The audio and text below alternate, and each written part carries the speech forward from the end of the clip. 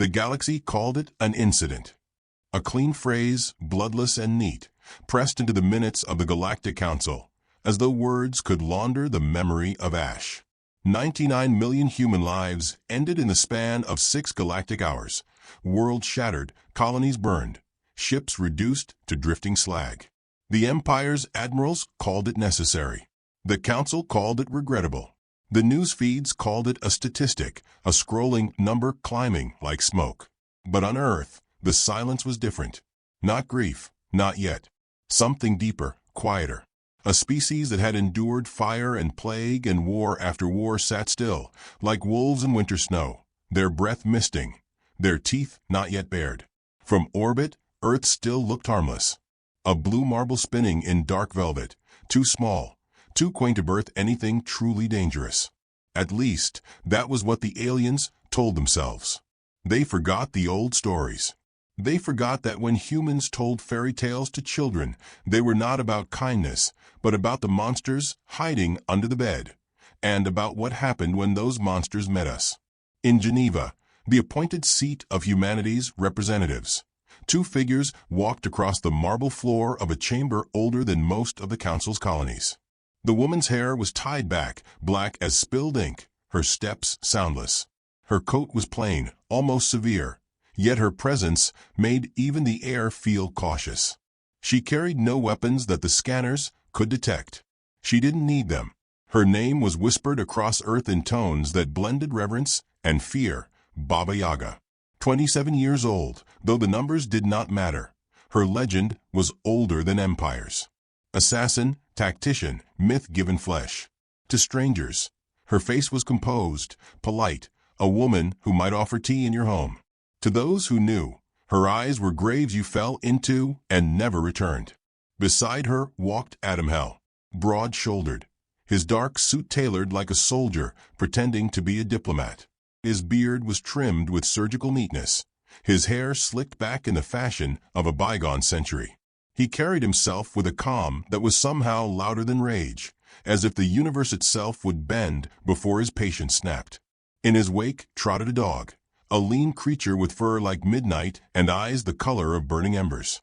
It patted softly, yet each alien guard who watched it stepped instinctively aside. The council chamber had hosted hundreds of species, but it had never hosted silence like this. Even the air recyclers seemed to pause.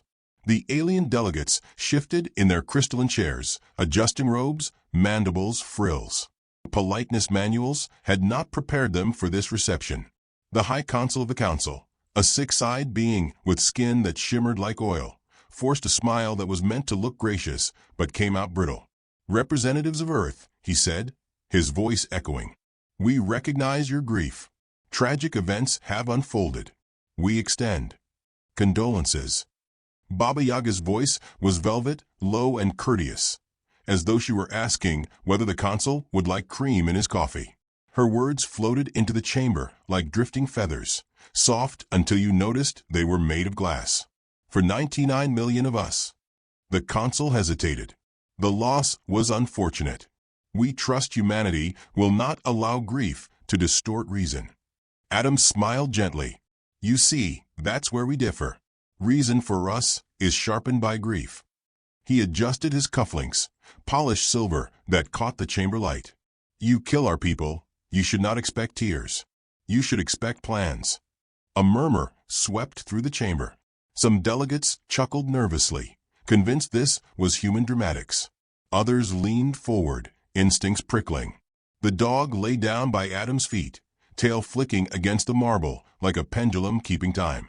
Baba Yaga folded her hands, posture demure. "We were asked to attend in place of Earth's politicians. But you misunderstand us. We are not diplomats." Her eyes traveled across the rows of alien faces, unhurried, precise. "We are reminders." The council chamber cooled. Even the brightest chandeliers seemed to dim under the weight of her syllables. One delegate, scaled and arrogant, hissed from his seat. "Humans posture. That is all. You are prey who bark at predators. We will not apologize for victory." Baba Yaga smiled at him, small and delicate. "In your tongue," she said evenly. "I believe the word is hubris." She tilted her head as if considering a wine glass. On Earth, we have a lesson for children. When the wolf eats too many sheep, it does not fear the shepherd. But it should. Adam chuckled softly, scratching the dog's ear. Or maybe a better one. Don't mistake a farmer with a shotgun for prey. The scaled delegate rattled with offense, but a neighboring alien pulled him back, whispering. The chamber's tension had begun to tilt, ridicule fraying into unease. Adam leaned forward, his hands folded politely on the table. His voice remained conversational, like a neighbor discussing garden fences. You killed 99 million of ours. That is a lot. Enough to echo for generations. On our world, we tell stories about vengeance that last longer than dynasties. Sometimes, he said, his eyes narrowing with the faintest smile, the stories are all that last. Laughter broke from a cluster of insectoid delegates, shrill and clicking. Humans exaggerate. They cannot touch the Empire's fleets. Their toys are primitive. Perhaps, Adam said with a shrug, but toys in human hands tend to surprise. He tapped the table lightly with his knuckle, the sound resonating like a gavel. Gunpowder was once a toy. So was the bow. So was fire. The dog rose suddenly, ears sharp, eyes blazing. No sound escaped its mouth, yet the nearest guards froze as though the beast had spoken. Adam reached down and patted its head. Easy, boy. Not yet. The council chamber felt smaller, its walls closer, the air heavier. Even the guards' fingers twitched near their weapons, though no order had been given. Baba Yaga stood, her coat falling around her like the wing of a crow. She stepped forward, unhurried, every stride echoing. The chamber watched, held hostage by her calm. When you slaughtered our people, she said, her voice cutting without raising, did you imagine we would weep and surrender? That we would beg you for mercy like a child tugging at a butcher's sleeve? She leaned lightly against the council table, her eyes fixed on the high consul. We do not beg. We do not weep. We wait. And then we answer. The consul swallowed, a ripple moving across his many eyes. You threaten the council? No, her smile was winter itself. I promise. The words settled like ash, choking, undeniable. For the first time in centuries, the council chamber felt like prey. Adam rose beside her, adjusting his tie, his movements unhurried. You've mistaken humanity for polite neighbors, he said. We smile, we shake hands, we share food. But when you burn our homes, something older wakes up. Something even we don't fully control. He glanced down at the dog, whose gaze burned like twin lanterns in the half-light. And trust me, Adam added quietly, you do not want to see us when the leash slips. The silence that followed was a silence that remembered fire. The high consul opened his mouth, but no words came.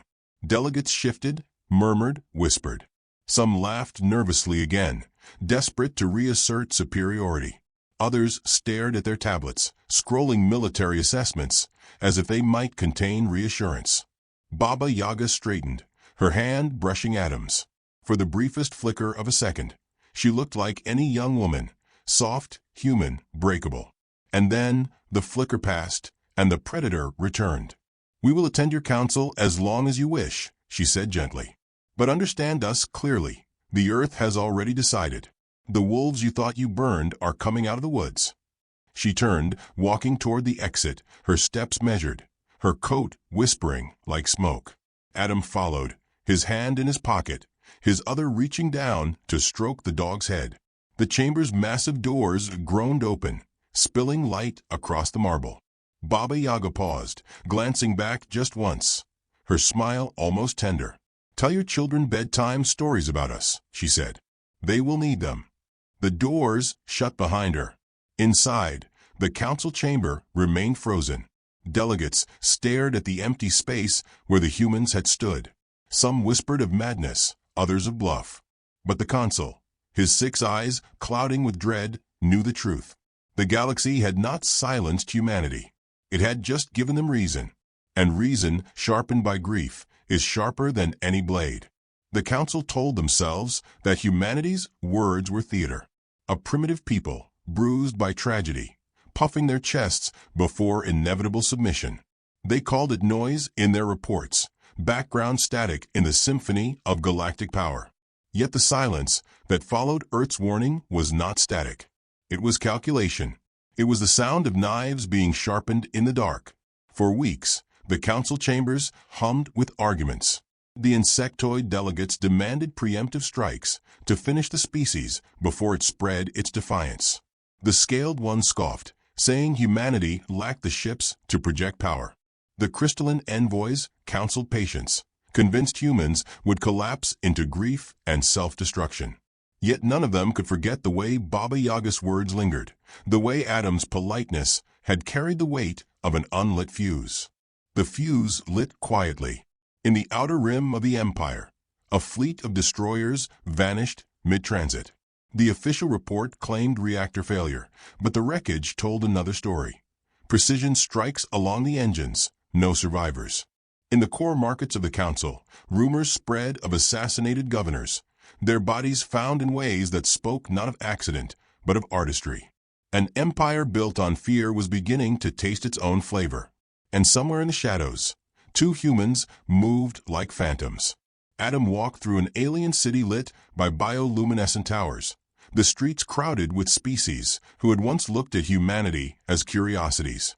He wore a simple dark suit, nothing more threatening than a smile. His dog patted at his side, its eyes catching every reflection, its body weaving through crowds that parted instinctively, as though sensing a predator beneath its fur.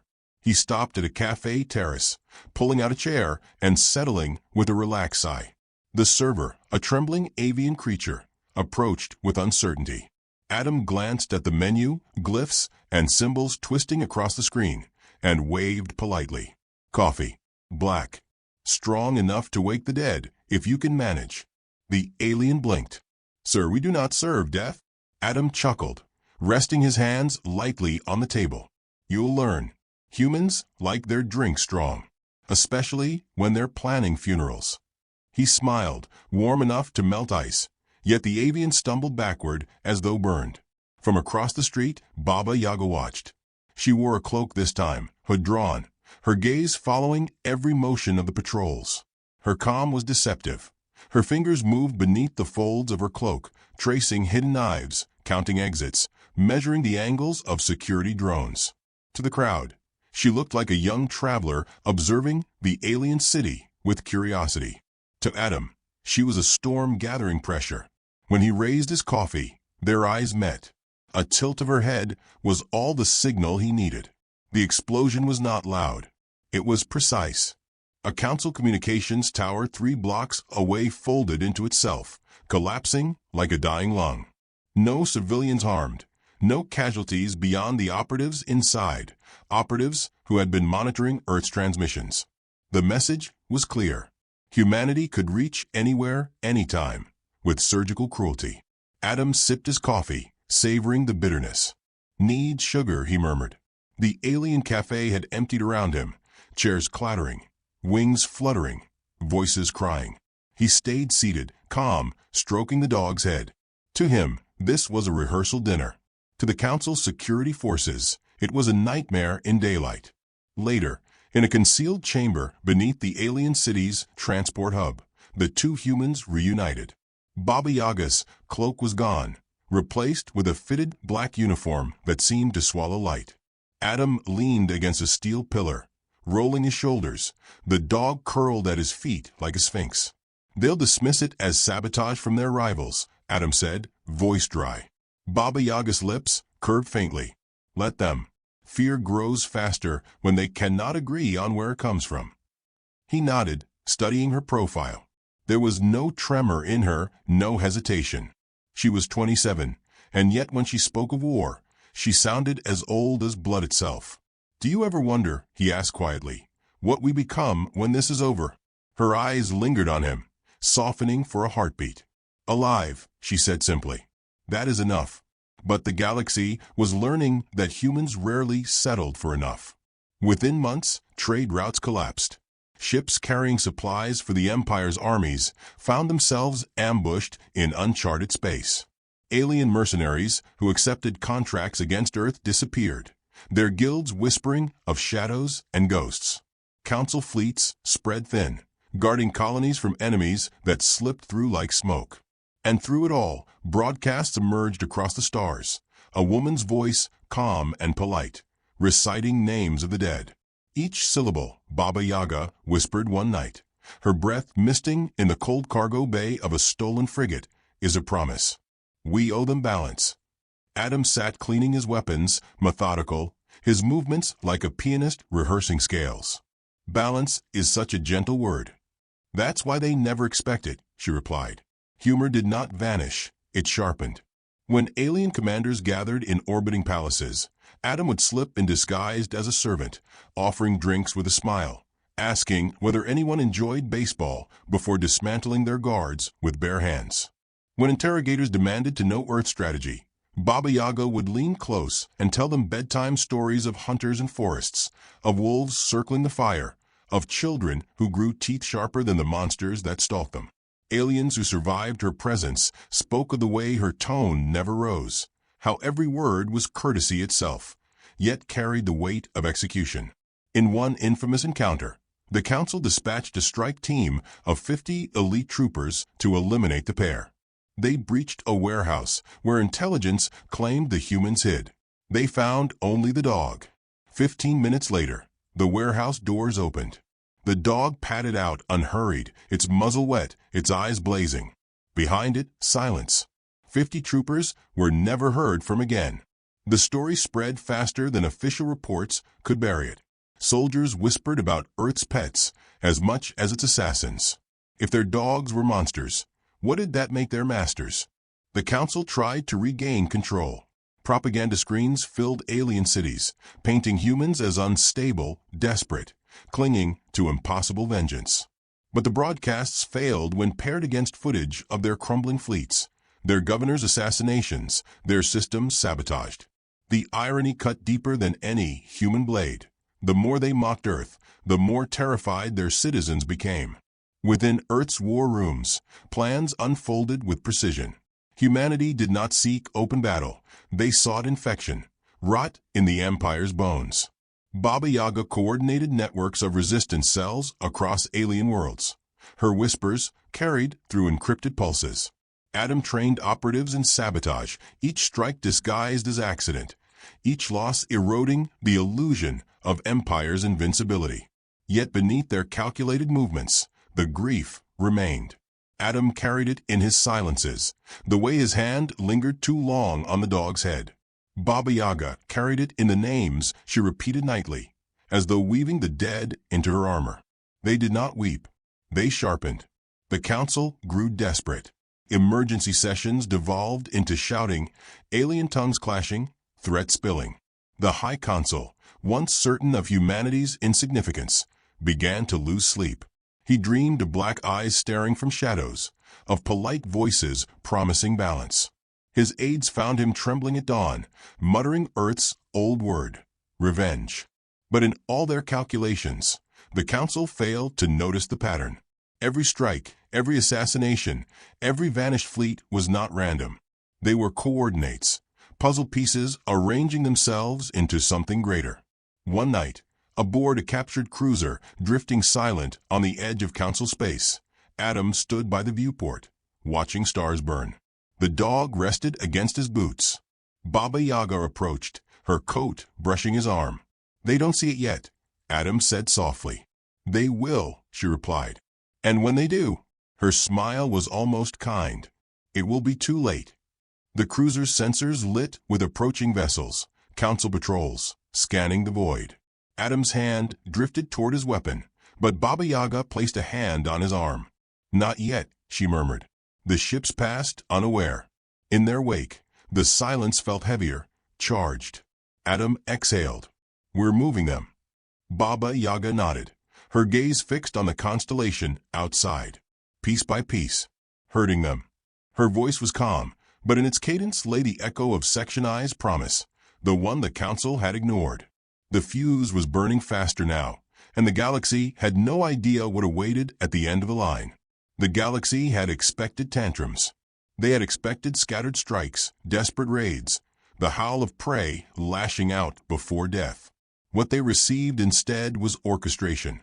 Each blow humanity struck was not the scream of a wounded animal, but the measured note of a symphony, conducted by hands steady with purpose. The first true fracture came in the Yaga system, jewel of the Empire's border colonies. 16 orbital stations hung above a gas giant, refineries churning wealth into the arteries of the war machine. They had been fortified for centuries, shielded by fleets and walls of steel. Yet when dawn rose across the pale rings, every station flickered dark at once, power vanishing as though the sun itself had blinked. Alien engineers scrambled, systems howled. But when the reserves failed, the truth emerged. Their cores had not failed, they had been erased. Viruses, written in Earth's languages, had threaded through their circuits like veins of fire, precise, merciless. Hours later, transmissions played across the system, a woman's voice, calm and clear, reciting names. 99 million, syllable by syllable, echoing through every loudspeaker. The refineries never came back online. Adam and Baba Yaga stood aboard a captured warship, watching the feed ripple across stars. Adam's expression was quiet, as though he were listening to a sermon. Baba Yaga's face did not change, but her eyes reflected the light of the burning stations like candles in a cathedral. "They will call this terrorism," Adam murmured. "They will call it anything but what it is." Her voice was cold silk. A reply. Across the galaxy, replies multiplied. Convoys found themselves funneled into ambush corridors. Fleets, once invincible, discovered their supply lines snapped like twine. The Council screamed sabotage, betrayal, incompetence. Yet the evidence was undeniable. Humanity knew their maps better than the Empire itself. The hunters were learning what it felt like to be stalked. Humor laced the horror. Alien commanders, desperate to predict human behavior, intercepted transmissions only to find jokes. One fleet broadcast caught Adam's voice saying, "This is your captain speaking. Fasten your seatbelts, tray tables up. We'll be crash landing shortly." Minutes later, their flagship imploded from within, a surgical strike disguised as malfunction. Another intercepted signal featured Baba Yaga's whisper, "Knock, knock." No answer came. She continued, "That was the sound of your palace doors. I'm already inside." Hours later, the palace was ash. The dog became legend. Soldiers swore they saw its silhouette pacing the edges of battlefields, its eyes burning like twin stars. Some fired at shadows, panicked. Others surrendered outright, believing the beast to be humanity's omen, a herald of death. Rumors said it could smell fear, that it chose victims with intelligence sharper than its masters. The truth, that it was only a dog loyal to its family, was worse, because it meant humanity's monsters were ordinary things, sharpened by love and loss. Alien philosophers debated in panic. How could a species so young, so small, wield such disproportionate terror? Their answer was written in history books they had never read. Humans had warred with themselves long before they warred with others. They had learned cruelty in trenches, precision in deserts, patience in jungles. Every scar of Earth's past was now a weapon aimed outward. In council chambers, alien diplomats begged for unity, for escalation, for annihilation. Yet no strategy held. Humanity did not meet armies in open battle. They dissolved them. They did not topple empires with grand strikes. They hollowed them from within, one artery at a time. And always in the wake of ruin, the names returned. A soft voice reciting the dead until silence was unbearable. One night aboard the Silent Dagger, a stealth cruiser hidden in a debris field, Adam stood alone in the training hall. Sweat darkened his shirt, his breath steady, the floor littered with shattered training drones. The dog sat watching, head cocked, tail flicking. Baba Yaga appeared in the doorway, her presence like a shadow crossing flame. "You push yourself," she said softly. He wiped his brow with the back of his hand, exhaling. "I have to." Her gaze lingered. "Because if you stop moving, the grief catches you." He looked at her then, truly looked, and for a moment the assassin fell away, leaving only a woman. "Does it not catch you?" She walked toward him, each step deliberate, until she stood close enough that their breaths mingled. "Every night," she whispered. "That is why I keep speaking their names. If I stop, they vanish twice." His hand brushed hers. Not a grasp, not yet, just a contact, warm against cold. The dog shifted, laying its head back down, as if the universe itself exhaled. Then the alarm blared. They moved as one. In seconds, the hall emptied, the ship alive with motion. Outside, a council fleet descended, cruisers blotting out stars. The silent dagger's cloak had failed, no been betrayed. Spies had traced their path. Dozens of ships locked weapons, light bristling against dark. Adam reached the bridge, his tone still maddeningly calm. "They've brought half a fleet. I'm flattered." Baba Yaga slid into her chair, fingers dancing across controls. Half a fleet is half a funeral. The dog growled low, as though sensing what came. The first volley lit the void. The dagger bucked under pressure, shield screaming. Adam gritted his teeth, knuckles whitening on the armrest. "We can't match them head-on." "We don't need to," Baba Yaga replied. Her voice was steady, almost gentle, as if reciting bedtime. "We only need to move them." With surgical precision, the dagger's weapons ignited. Not against the fleet, but against debris fields, dormant mines, forgotten satellites. One by one, the void turned into a trap, hazards exploding, wreckage cascading, pulling the fleet into chaos. Ships collided, fire blossomed, their formation dissolving like sugar in water. "Piece by piece," Adam murmured. "Always," Baba Yaga whispered. When the last cruiser limped from the wreckage, the dagger vanished once more into shadow. The galaxy took note. Humanity had not only survived, it had bent a fleet to its will, without facing it directly. The Empire's admirals convened in fury. Their reports all carried the same chilling line: "We are being herded." Word spread to the common people of the galaxy. Some whispered of admiration. Some feared the humans more than the Empire itself. Others began to question why they should die in wars humans had not started. Resistant cells, inspired by Earth, rose across colonies.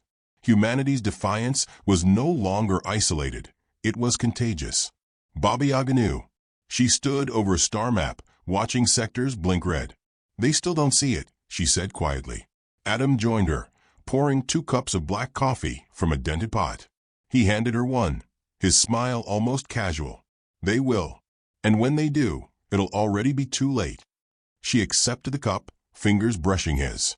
In that touch was exhaustion, rage, love, grief, all knotted into something unbreakable. She took a slow sip, her lips stained dark. "They think this is war," she murmured. "They haven't yet understood. This is memory. And memory does not end until we decide." Her words would prove true.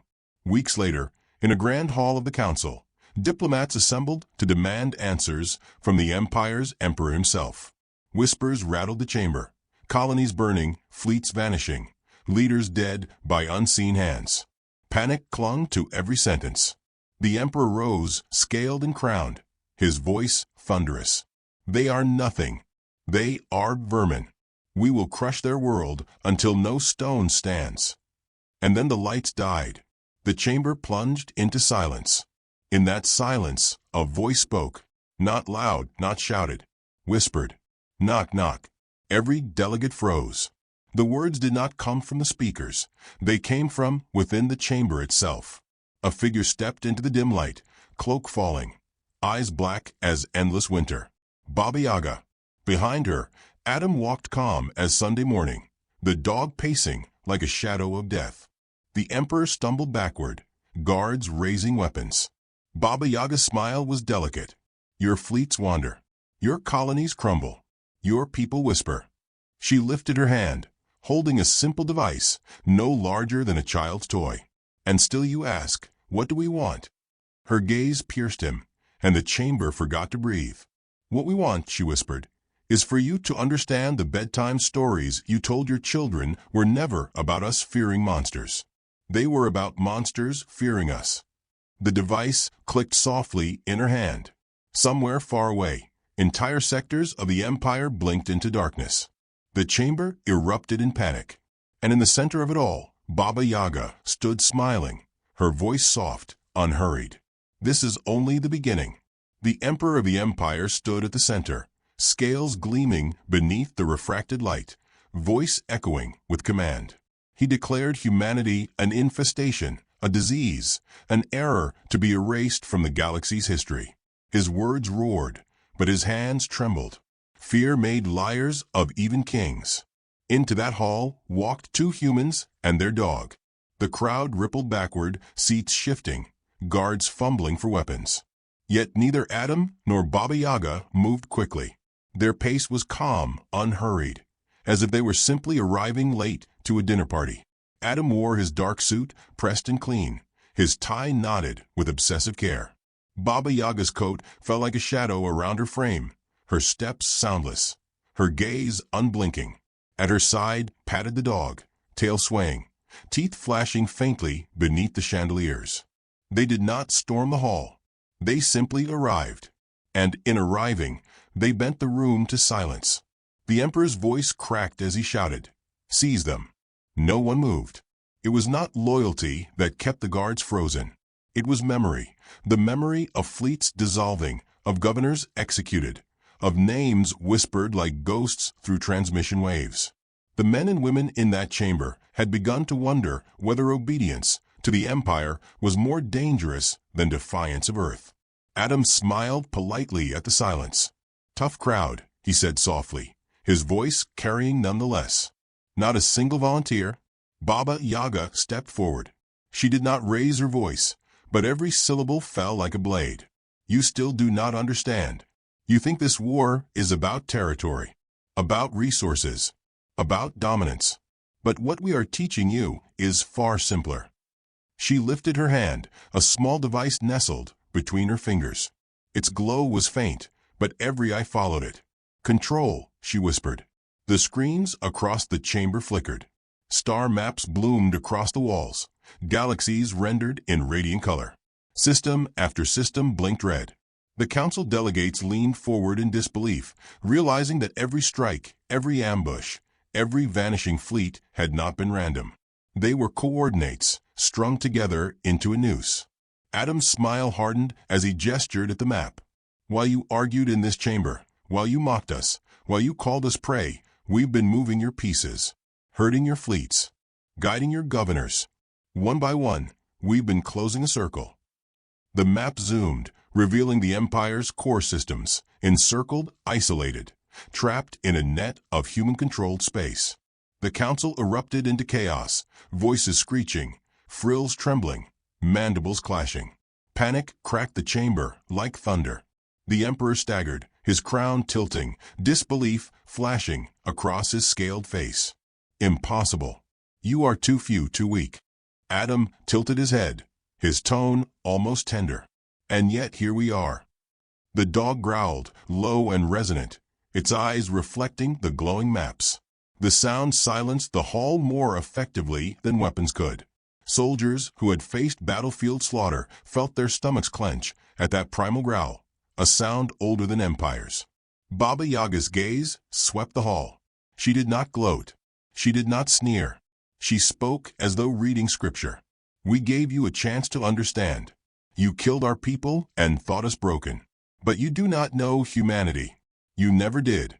We are not strong because of our ships or our weapons. We are strong because we remember, because we do not stop, because we take grief and forge it into blades you cannot see until they are at your throat." She pressed a device. Across the galaxy, human fleets uncloaked. Dozens, hundreds, more than the council had imagined Earth could build. Every ship was small by comparison to alien dreadnoughts, but each was armed with precision, crewed by predators who had been raised on stories of vengeance. The screens filled with fire. Alien gasps echoed as they watched entire sectors fall under siege in real time. Colonies burned, fleets dissolved, stations cracked open. The galaxy itself seemed to scream. Adam spoke over the chaos, his tone still polite. "We didn't build monuments to your empire. We built traps. We planted them decades ago, centuries ago, in every alliance, every trade route, every friendship you mocked. Humanity never forgets. We've been writing this answer since the first starship left Earth's sky. The Emperor lunged forward, spitting rage. "You are demons." Adam's eyes flashed. "We are parents burying children." The weight of the words dropped like stone. Even alien throats fell silent. Every delegate felt it, that truth sharper than any blade. Baba Yaga walked to the center, her coat brushing the crystal floor. She stood before the Emperor, close enough that he could see his own reflection in her dark eyes. "You think you rule," she murmured, "but rulers are remembered only if storytellers allow it. And we," her voice broke into a whisper, soft as breath, "we are the storytellers now." The Emperor's knees faltered. Adam raised his hand, not to strike, but to gesture. Across the galaxy, the final stage unfolded. Entire communication networks went dark. Shipyards fell silent. Worlds loyal to the Empire turned on one another, manipulated by whispers seeded months before. What looked like vengeance was in truth strategy, layered and patient. The hall shook as explosions echoed beyond the city walls. Humanity had not only trapped the Empire, they had brought the war to the core world itself. Baba Yaga bent closer to the Emperor. "We can end you now. Burn every world. Shatter every ship. But we want you to live with the lesson." Her smile was faint, almost sorrowful. "That you should have feared the shepherd, not the wolf." She turned, walking back to Adam. Their hands brushed, small, human, almost fragile in the cavernous hall. The dog trotted beside them, nails clicking against crystal, its presence more terrifying than any fleet. The Emperor collapsed, his crown clattering, his voice breaking into pleas. None listened. The council delegates stared, not at their Emperor, but at the humans leaving. They knew power had shifted. The galaxy's throne now belonged to those who walked away, as if from a funeral. At the doors, Adam paused. He looked back at the hall filled with trembling rulers. His voice carried with perfect clarity. "Remember this night. Remember that we smiled, that we asked politely, that we gave warnings. And remember that we could have taken everything." He exhaled softly. "Next time, bring pie instead of war." The dog barked once, sharp as a gunshot. The doors closed behind them. The council sat in paralyzed silence, the weight of inevitability pressing down. Outside, the galaxy burned, and yet no one dared to move. On the landing platform, Adam and Baba Yaga stood beneath the shadow of their waiting ship.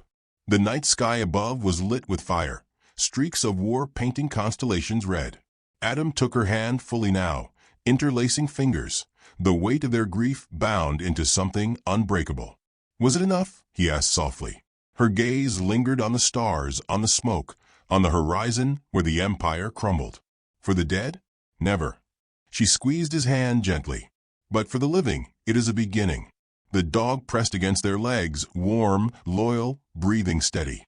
For a heartbeat, there was peace in the shadow of ruin. Then the comm unit on Adam's wrist blinked. A message scrolled in cold letters. "Secondary targets isolated. Awaiting your command." Adam's eyes met hers. In them was the unspoken truth. The war was not over.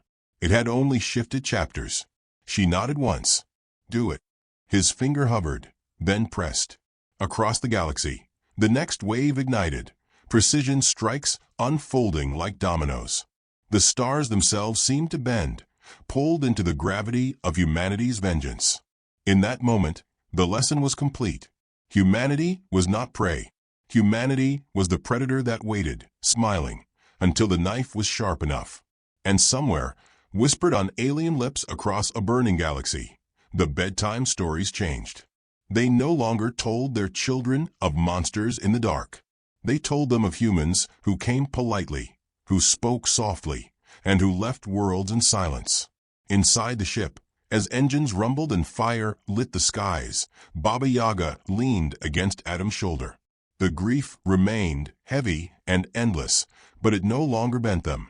It carved them into something the galaxy could never unmake. Adam stroked the dog's head, voice quiet, almost tender. "Home." She closed her eyes, whispering, "When the work is done."